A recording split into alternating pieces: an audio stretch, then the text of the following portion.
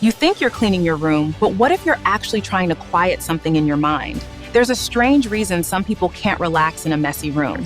And it may have very little to do with cleanliness, because sometimes when life feels chaotic, we start organizing the things we can control. And when everything around us finally looks right, something inside us can feel a little quieter. But here's where it gets interesting. Why does order feel like peace to some people, while other people can happily live in the middle of chaos?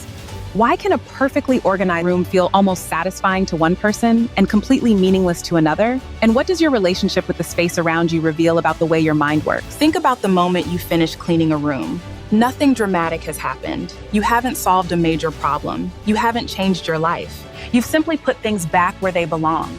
And yet, something feels different. The room looks calmer. Your eyes have fewer things competing for your attention. And for some people, that feeling is almost addictive. They don't just prefer clean spaces. They need things to feel settled. But why? Why does putting things in order feel so satisfying? Why can a messy environment feel distracting to one person while another person barely notices it? Part of the answer may be surprisingly simple. Our brains are constantly trying to make sense of the world around us. Everywhere we go, we're processing information, sounds, faces, movement, tasks, decisions, things we haven't finished yet. So when we enter a space where everything appears organized, there's simply less visual chaos competing for our attention. That doesn't mean a messy room automatically makes someone stressed. And it certainly doesn't mean organized people have better mental health. Human behavior is rarely that simple. Because the fascinating question isn't really, why do some people like clean rooms? It's, why does order mean something different to each of us? For one person, it's simply cleanliness. For another, it's focus. For someone else, it's routine. And sometimes it can be about control. And that's where this gets much more interesting. Put the same mess in front of two people, and you might get two completely different reactions. Person A sees the clothes, immediately picks them up. Person B walks past them, sits down, opens their laptop, doesn't care. To one person, the clothes on the floor are barely noticeable. To another, they're the first thing they see when they walk through the door. And that difference isn't necessarily about who is cleaner. It can be about what the environment means to them. A cluttered environment can contain reminders of unfinished tasks, things that need to be done, things that haven't been put away, things that remain unresolved. And for someone who naturally prefers structure, those little signals may feel much harder to ignore. But here's something important. We shouldn't turn this into a simple rule that says messy people are careless and organized people are disciplined, because psychology doesn't work that neatly.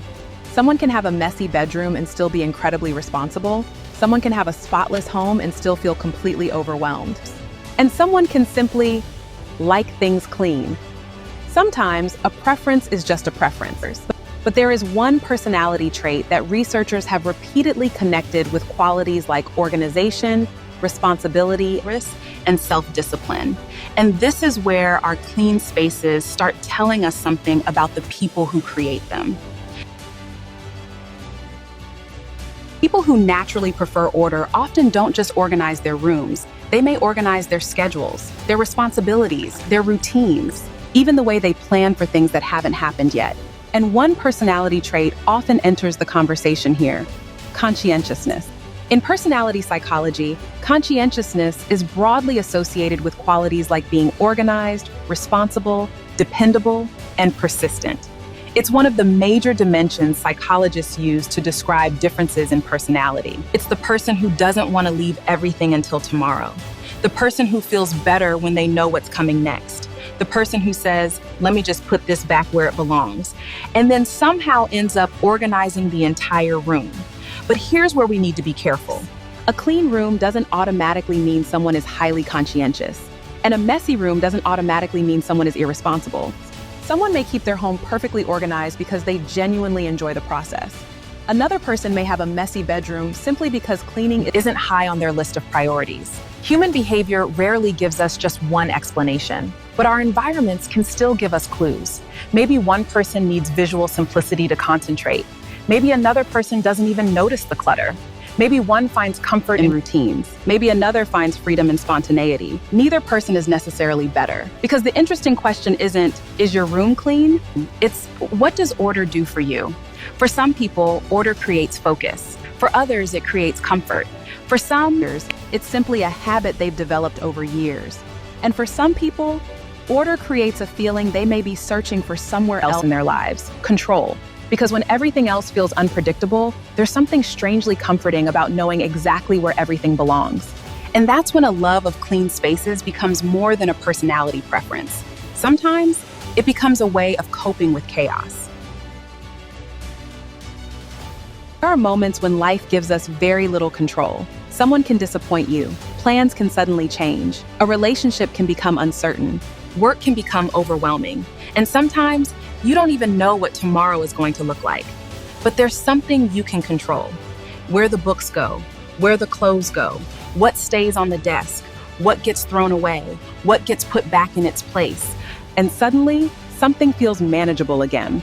This is one reason cleaning and organizing can sometimes feel emotionally satisfying. You're taking something that feels chaotic and turning it into something predictable. And we shouldn't mistake that feeling for a cure. Cleaning doesn't solve the difficult conversation. It doesn't fix the relationship. It doesn't erase the stressful email. And it certainly can't guarantee that tomorrow will go the way you want. But it can give you one small area where things make sense. Maybe that's why some people clean after an argument, after a difficult day, after receiving bad news, or when their thoughts feel particularly loud. They're not necessarily running away from the problem. Sometimes they're simply looking for a place to begin. But there's an important difference between finding comfort in order and feeling like everything must be under your control. If a little disorder makes you uncomfortable, that's one thing. Or if organizing becomes the only way you know how to calm yourself, then the question becomes bigger than cleanliness. Because sometimes we're not really trying to control the room, we're trying to control how we feel inside it. And that raises an uncomfortable question. What happens when the thing that gives you peace is the thing you can't stop controlling? There's a reason cleaning can sometimes feel strangely satisfying. You take something unfinished and you finish it. You take something scattered and you give it structure.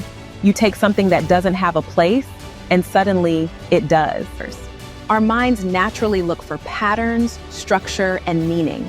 So when something goes from chaotic to organized, we get a very simple psychological reward: completion. Think about the feeling you get when you finally finish organizing something. That last piece goes into place. The surface is finally clear. The laundry is finally folded. The dishes are finally done. Nothing about your life has necessarily changed. But one unfinished thing has disappeared from your mind. And this is where the environment around us becomes interesting. Objects don't just occupy physical space. They can also become reminders. That pile of clothes can remind you that laundry needs to be done. That stack of papers can remind you that something is unfinished. That box you've been ignoring can quietly remain on your mental to-do list. So sometimes cleaning isn't just changing what you see, it's changing what keeps asking for your attention. But here's the interesting part. You might think people who love clean spaces are obsessed with cleanliness. Sometimes they're obsessed with resolution. They like knowing where things belong. They like finishing what they started. They like seeing a system come together. The satisfaction isn't necessarily everything is clean, it's everything makes sense. And maybe that's why the feeling can be so powerful, because there are so many things in life that don't come with a satisfying ending. You can't always fix a relationship. You can't always get an explanation. You can't always control what happens next. But you can fold the shirt, put the book away, clear the desk, and for a moment, something is finished. Maybe that's why a clean room can feel like more than a clean room.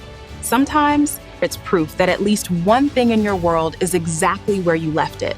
But what happens when cleaning becomes more than satisfaction? Sometimes the messiest thing in your life isn't actually the room. It's everything that happened before you walked into it. Maybe you've had a terrible day. Maybe someone said something that stayed in your head. Maybe you're overwhelmed by everything you need to do.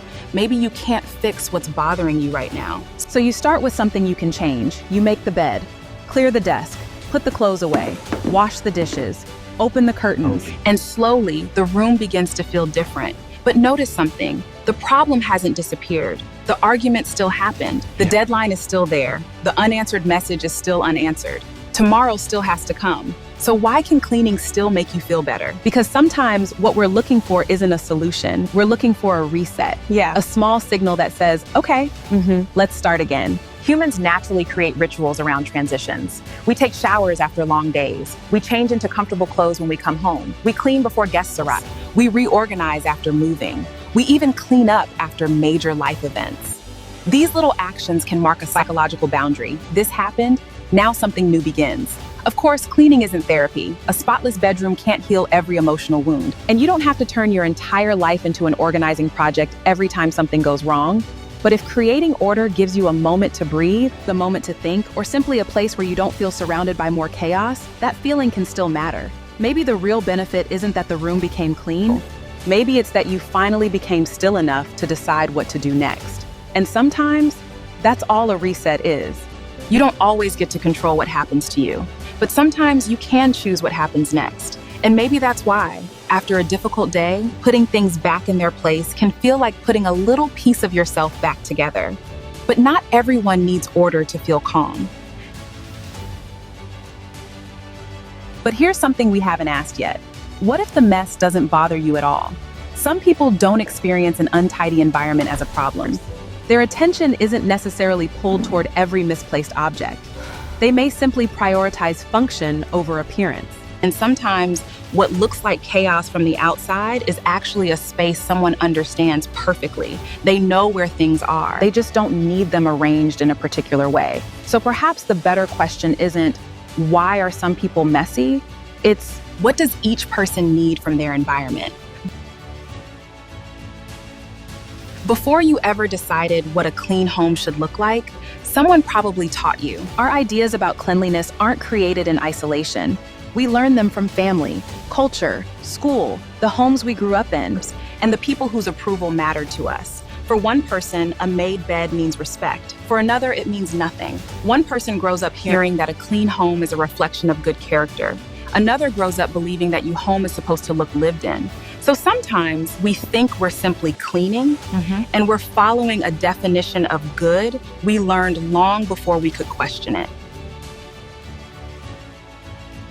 There is a point where loving cleanliness becomes something different, not because the room is dirty, but because good enough no longer feels good enough. A preference for order is ordinary, but when cleanliness becomes rigid, when small imperfections cause intense distress, or when routines begin interfering with everyday life, the issue may no longer be the room. And this is why psychology shouldn't be used to diagnose someone from their habits. Loving a spotless kitchen doesn't tell us that someone has a disorder.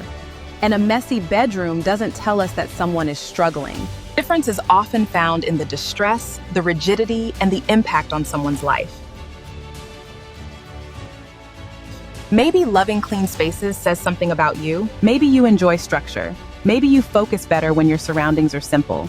Maybe you grew up believing that a well-kept home means responsibility. Or maybe you just genuinely like things clean. And that's important to remember. Not every behavior has a hidden psychological explanation. Sometimes a preference is simply a preference. What matters is whether your environment works for you. Can you live with a little imperfection? Can you enjoy order without needing everything to be perfect? Can your home feel lived in without feeling out of control? Because maybe the goal isn't to create a perfect space. Maybe it's to create a space that feels like you, a place where you can think, rest, create, and simply be. Because the way we arrange the world around us can sometimes give us a clue about how we experience the world within us. Until next time, stay curious.